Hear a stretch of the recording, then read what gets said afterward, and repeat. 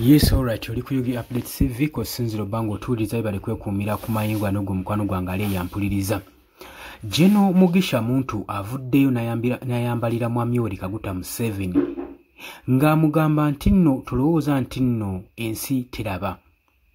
Era agenze maaso n'okubanga akutisazinga ku mbeera egenda maaso ku mutabani we Muhoozi Kainerugaba, Chief of Defence Force, ng'agamba nti nno Muhoozi alowooza nti ye ali untouchable, takwatwako, ali unrulable, era ng'alowooza nti nno ali above the law. Lwaki Jeno Mugisha muntu ayogera waati ku bino byonna ng'asindikira obubaka eri Mwami Yoweri Kaguta Museveni, kitaawe wa Jeno Muhoozi Kainerugaba, Chief of Defence Force? Ngenda kubanga ndukwa oli ku Yugi Update CV ko sinziro bango tuliriza we bali kwekuumira ku mayingo gano gwe mukwano gwange abali emitala w'amayanja ambanirizaako nnyo, abali e Bulaaya, abali Saudi Arabia, Qatar, Oman, UK, USA, Canada, okumenyaako ebitundu ebitono nnyo naye nga nkimanyi bangi okwetooloola eggwanga yonna gye muli muteze Yugi Update CV mwe bali kwekuumira ku mayingo gano. Wabula ggwe atannatoyonga kukkirira wansi waliwo ekigambo subscribe kikooneko obeerenga otwegattako. Nabagamba nti nno omala okusubscribinga tuwerabira koona mukadde akadde ako kakuyambako kuleetera notification message okubanga ofollowinga buli kimu ekigenda maaso ku mukutu guno ogwa Yugi Update CV. Kakati eyaliko UPDF commander Jeno Mugisha muntu avuddeyo n'asomooza Jeno Yoweri Kaguta Museveni ng'amugamba nti nno mukimanye nti ensi eraba buli kimu ekigenda maaso. Mutabani wo Jeno Muhoozi Kainerugaba ng'owamuwa ekifo ekinene mu UPDF oba mu magye g'eggwanga ekkulu, talowooza nti nno ali untouchable. Tulabyeko bangi nnyo abadde mu bifo ebyo, tulabye bangi abadde mu bifo ebyo naye nga bagenda mu maaso n'okubanga barespectinga nga bampisa nga badeservinga ekyo ekifo kye baba babawadde. So nga singa Muhoozi ayerowoozesa okuba nti nno munene era ali above the law era nga alowooza nti ali untouchable, amateeka tegamukwatako. Era Jeno Mugisha muntu wano wasinzidde n'agamba nti nno Mwami Yoweri Kaguta Museveni wabanga naye muli mutima akimanyi nti nno ebikolwa bya Jeno Muhoozi Kainerugaba byagenda maaso n'okukola mu ggwanga nti si birungi, agende mu maaso n'okubanga amukangavvula kubanga tasobola tugamba nti nno ye ali above the law. Lwaki Mugisha muntu ayogera bw'ati? Ayongerako ng'agamba nti ebikolwa bya Jeno Muhoozi Kainerugaba, Chief of Defence Force, bigenda maaso n'okuttattana ekitiibwa ky'eggwanga saako n'ekitiibwa kya UPDF nga amagye. Agamba kinno ebikolwa bye bidamejinga amagye era nga abantu batandise okujjamu obwesigwa mu UPDF mu magye g'eggwanga ekkulu. Balowooza ti buli high commanding oba high ranking officer mu magye yeeyisa mu mbeera ze zimu nga eza Jeno Muhoozi Kainerugaba. Jjukira nti no Muhoozi Kainerugaba asuubira okubanga yagenda okubanga asikira entebe ya kitaawe ya Mwami Yoweri Kaguta Museveni ng'abangi bwe bajja bakyogera naddala abakibiina kye ekya PLU.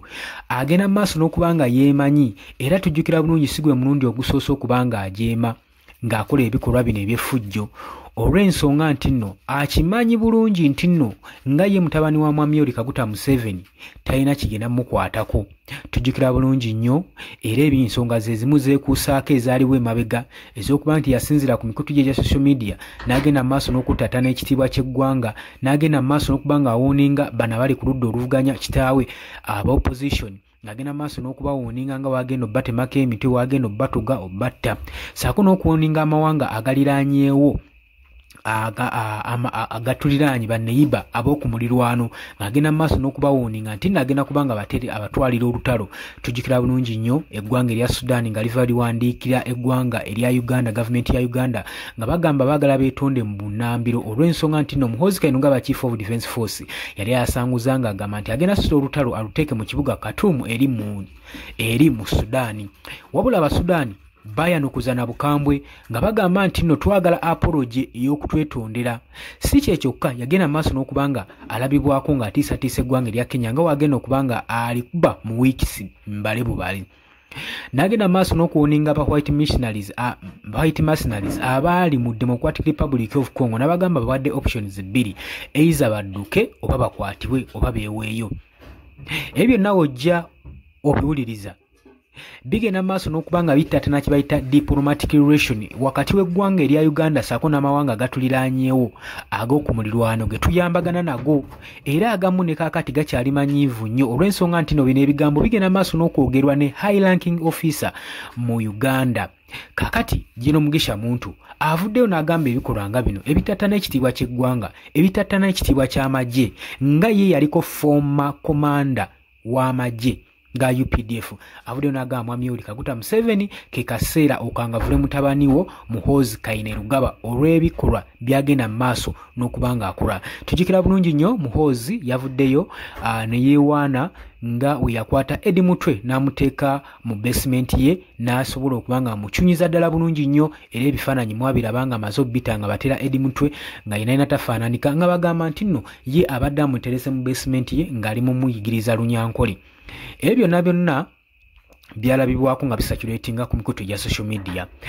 Jeno Mugisha Muntu sigwe isi asoose okubanga commentinga obanga acriticizing ku mpisa gya Muhoozi Kainerugaba abula twalabyeko jjojuze ekitongole ekya Uganda Human Rights Commission chairman waakyo Mariam Wangadya nga naye avaayo ayogera ku nsonga ezimu newankubadde teyamentioninze nga attacking high ranking officer Jeno Muhoozi Kainerugaba Chief of Defence Force wabula mu bigambo bye yagambye nti no amateeka ye authority emuwa obuyinza obusobola okukangavula komanda yenna n'abeera waalanka kisinga abanga yenyigidde mu kikolwa ekyokutyoboola eddembe ly'obuntu nga ye chairman wa Uganda Human Rights Commission naye newankubadde byonna byayogeddwa tewalabyewo action zitekingibwa okuggyako yavuddeyo n'agamba nti n'ensonga eno terina kutwalibwa emotional wabula erina kukwatibwa n'amagezi. Kitegeeza ki? Kitegeezera tewaliiwo ngeri ki gye tujja kulaba nga ekitongole kino ekya Uganda Human Rights Commission kigenze mu maaso n'okubanga kiyingirira mu nsonga za Jeno Muhoozi Kainerugaba okubanga okumukwata okutekinga action n'emu.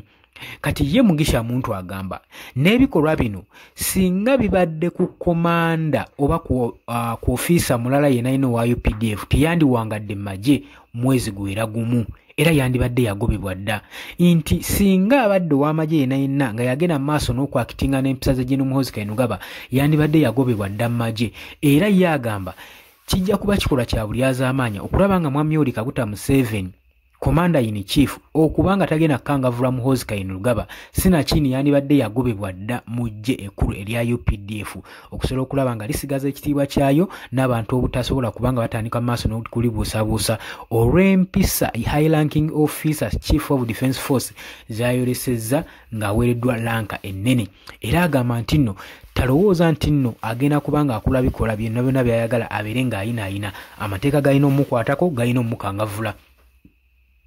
Era Mugisha Muntu ayongera mu maaso n'okubanga akambuwala era ng'aluma n'ogwengulu ng'asindikira obubaka eri Mwami Yoweri Kaguta Museveni nti mbunnambiro bamutunuuliza eriiso jjozi okulaba kikyagenda okubanga akola obanga asalawo okukolera mutabani we okumukangavula okumutwala mu disciplinary committee kwebyo ebikola byazaakola ku bannayuganda saako ne byagenda maaso n'asaturatinga social media nga ye bw'ayagala. Oli ku Yugi Update Civic osinza obanga otuuliza gw'atannatweyungako kirya wansi waliwo ekigambo subscribe kikoneko obeere ng'otweyungako.